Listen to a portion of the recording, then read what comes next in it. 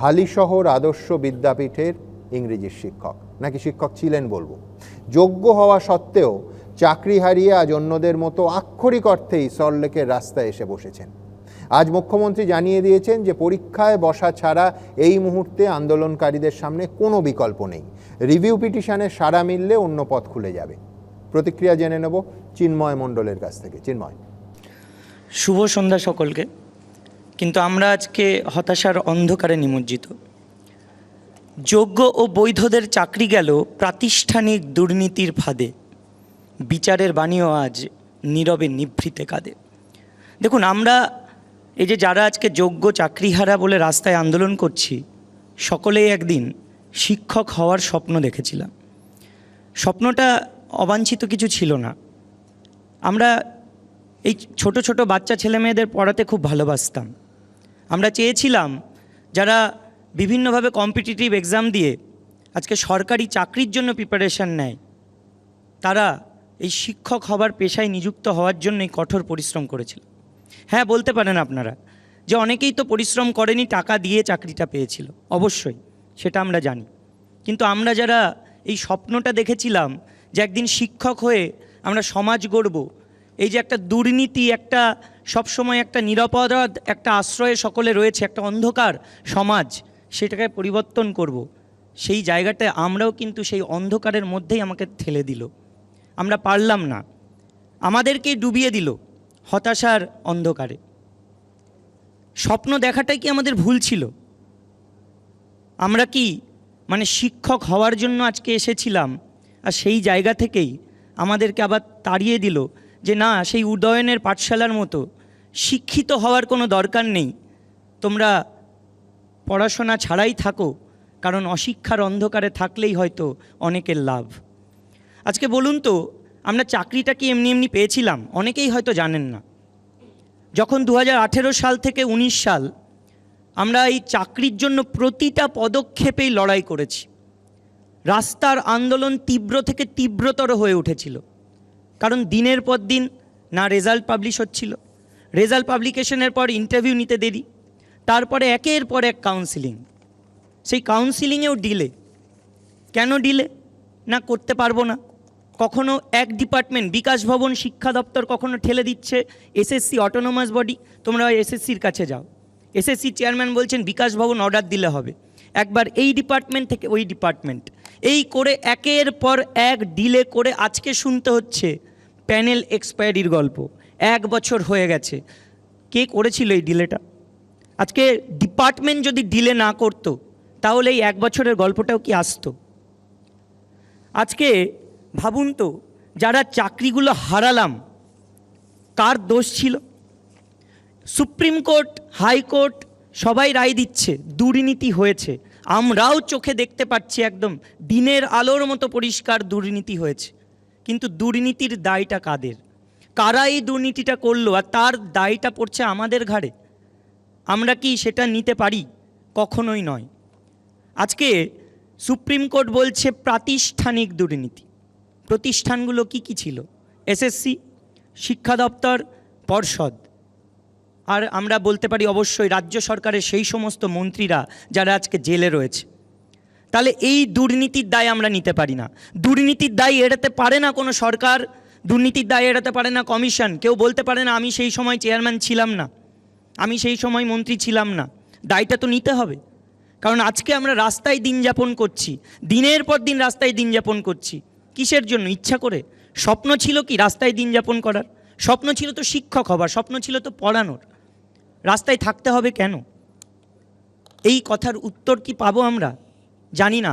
ভবিষ্যৎ কোথায়? ভবিষ্যৎ হয়তো সেই অন্ধকারেই। আমরা আজকে হতাশায় ভুগছি, সবসময় আন্দোলনে উঠে পড়ে লেগেছি। আমাদেরকে বিকাশ ভবন অভিযান করতে হচ্ছে, আমাদেরকে এসএসসি অভিযান করতে হচ্ছে। কি যোগ্য অযোগ্য লিস্ট দিন। আজকে বলতে হচ্ছে 22 লক্ষ ওএমআর পাবলিশ করুন। আজকে আমরা শুনছি কোর্টের রায় মেনেই সব কিছু হবে। কিন্তু এই রায়গুলো তখন কেন মানেননি যখন হাইকোর্ট বলেছিল 22 লক্ষ ওএমআর প্রকাশ করুন? যখন বলা হয়েছিল যোগ্য অযোগ্য সেপারেশন করুন, সেগ্রিগেট করুন, তখন কোথায় মানা হয়েছিল? কত ক্ষেত্রে হাইকোর্টের রায়কে চ্যালেঞ্জ করে ডিভিশন বেঞ্চে চলে যাওয়া হয়, তারপর সুপ্রিম কোর্টে চলে যাওয়া হয়। আজকে জাস্টিস অভিজিৎ গাঙ্গুলি তিনি টেন্টেডদের বাদ দিয়েছিলেন একটা সময়। তাহলে সেই রায়টাকে যদি আজকে রাজ্য সরকারও মেনে নিত যে হ্যাঁ দুর্নীতি হয়েছে, যারা করেছে তাদের শাস্তি দেওয়া হোক, কিন্তু যারা আনটেন্টেড, যাদের বিরুদ্ধে একটা অভিযোগ পর্যন্ত ছিল না, তাদেরকেও কিন্তু এই রাস্তায় নেমে আনলো কিন্তু সেই প্রতিষ্ঠান। আজকে এই জায়গায় এসে আমার বক্তব্য রাখার কোনো দরকারই ছিল না। আসতে হচ্ছে শুধুমাত্র চোখে জল নিয়ে। রাস্তায় যারা শুয়ে আছে, বসে আছে, কেউ অন্তঃসত্ত্বা, কেউ ক্যান্সার আক্রান্ত, কেউ ব্রেন স্ট্রোকে আক্রান্ত, তাদের নতুন পরীক্ষা দিতে হবে। ভাবুন তো একবার, আমরা নেই সচ্ছল সবল, বয়স কম, যারা 50 বছর ঊর্ধ্বে এখন বয়স, তারা কিভাবে পরীক্ষা দেবে? তাদের মানসিকতাটা কোথায় থাকবে? বয়সে ছাড় দিচ্ছেন, কিন্তু সেই মেন্টাল স্টেবিলিটিটাকে ছাড় দিতে পারবেন যেটা 10 বছর আগে ছিল? সেই যে কম্পিটিটিভ পরীক্ষায় বসার ক্ষমতাটা ছিল, সেটাকে ফেরত দিতে পারবেন? যারা হার্টের রোগী আজকে, তাদের সেই 10 বছর আগের যে সচ্ছলতাটা ছিল, সেটা কি ফেরত নিয়ে আসা যাবে? সেটা কখনো সম্ভব? আজকে যখন সুপ্রিম কোর্টে চলে যাওয়া হলো সেই টেন্টেডদের বাদ দেওয়ার পরিবর্তে একটা কেস নিয়ে, যে না টেন্টেডদের বাদ দেওয়া যাবে না, সুপ্রিম কোর্ট বেলা ত্রিবেদীর ব্রাঞ্চ আবার ডিভিশন বেঞ্চে পাঠিয়ে দিলেন। সেখানে কিন্তু আমাদের কোনো অন্তর্ভুক্তি ছিল না কেসের মধ্যে, পুরোটাই চলে গেল পুরো প্যানেল বাতিলের মধ্যে।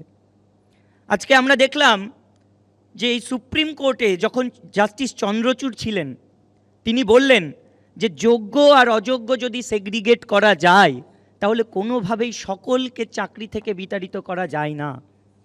তিনি বলে দিলেন this court would have to determine the modalities. কোথায় সেই মডালিটিস? তিনি রিটায়ার করলেন। আমরা একটু আশাবাদী হয়েছিলাম যে হ্যাঁ কোর্ট নিজের মতো করে মডালিটিস ঠিক করে দিক, সেগ্রিগেট করুক, যারা দুর্নীতি করেছে তাদের যত খুশি শাস্তি দিক, ফাঁসি দিয়ে দিক, উই ডোন্ট কেয়ার। কিন্তু আজকে তাদের জন্য, আজকে প্রতিষ্ঠানের দুর্নীতির জন্য, আজকে কিছু নেতা মন্ত্রীদের দুর্নীতির জন্য আজকে আমাদেরকে রাস্তায় পড়ে থাকতে হচ্ছে, আমাদের জীবন জীবিকা নষ্ট হচ্ছে, আমাদের পরিবারগুলো ধ্বংস হবে। এটা কখনো হতে পারে না। শিক্ষা ব্যবস্থা এরমভাবে ধসে পড়তে পারে না, একটা সিস্টেমকে এইভাবে কেউ ধসিয়ে ফেলতে পারে না। দায়িত্ব তো তাদেরকেই নিতে হবে যারা এটা করে গেছে দিনের পর দিন। আজকে আমরা দেখতে পাচ্ছি জাস্টিস সঞ্জীব খান্না তিনি প্রথমে বললেন আমরা সেগ্রিগেট যদি পসিবল হয় তাহলে সেগ্রিগেট করতে হবে, কিন্তু যখন শুনানি চলছিল আমরা দেখলাম তার একটা না শোনার একটা পরিকল্পনা।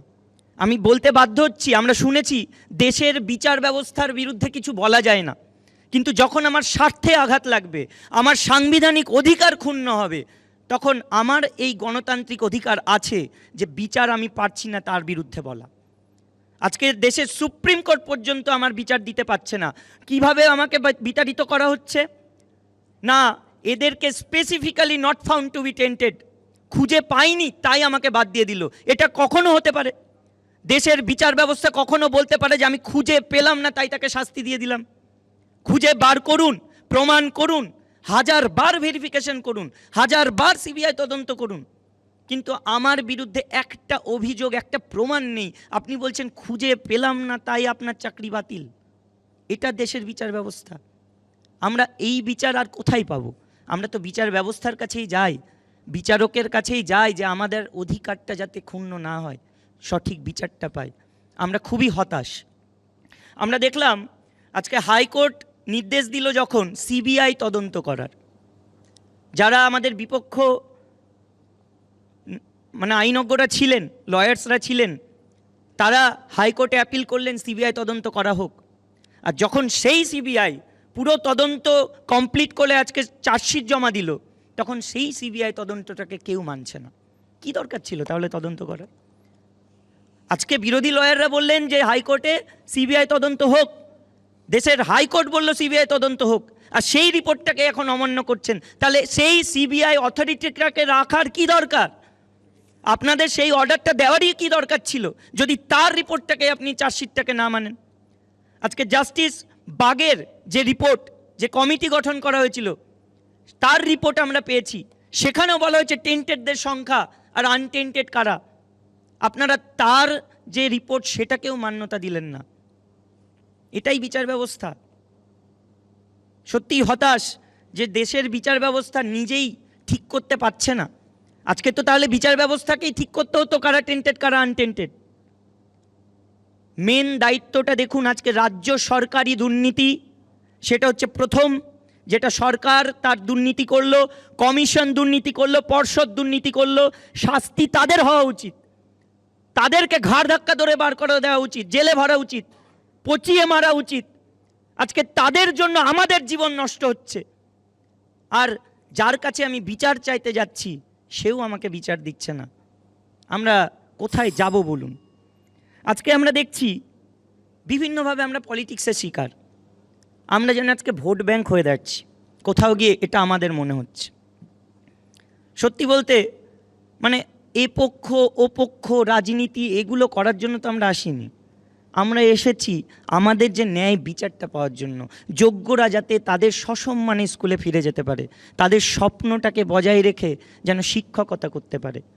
আজকে ভাবুন তো, যারা শিক্ষাকর্মীরা, গ্রুপ সি গ্রুপ ডিরা, তারাও তো সরকারি চাকরির জন্যই পড়াশোনা করেছিল। বাদ দিন না টেন্টেডদের, বাদ দিন না যারা দুর্নীতি করেছে তাদের কথা, কিন্তু যারা যোগ্য তাদের কি দোষ ছিল? তাদেরকে ওই 20,000 আর 25,000 দিয়ে দমিয়ে রাখা যাবে? তাদের চাকরিটাকে ওইভাবে মানে বজায় রাখা কি যাবে? এটা কখনো হয় না।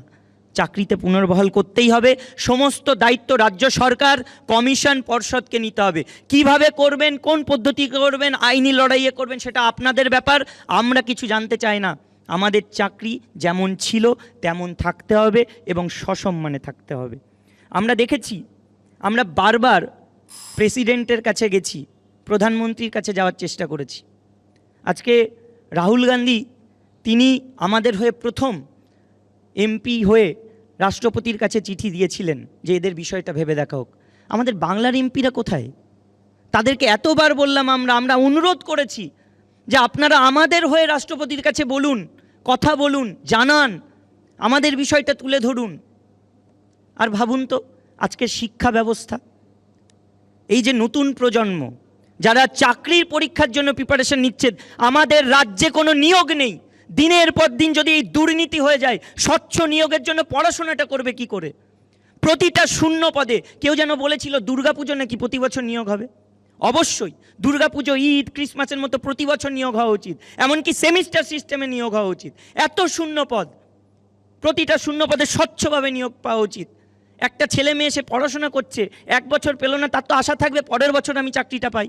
সেই আশা যদি রেখে পড়াশোনা করতে না পারে, তাহলে সিস্টেম কোথায় যাবে?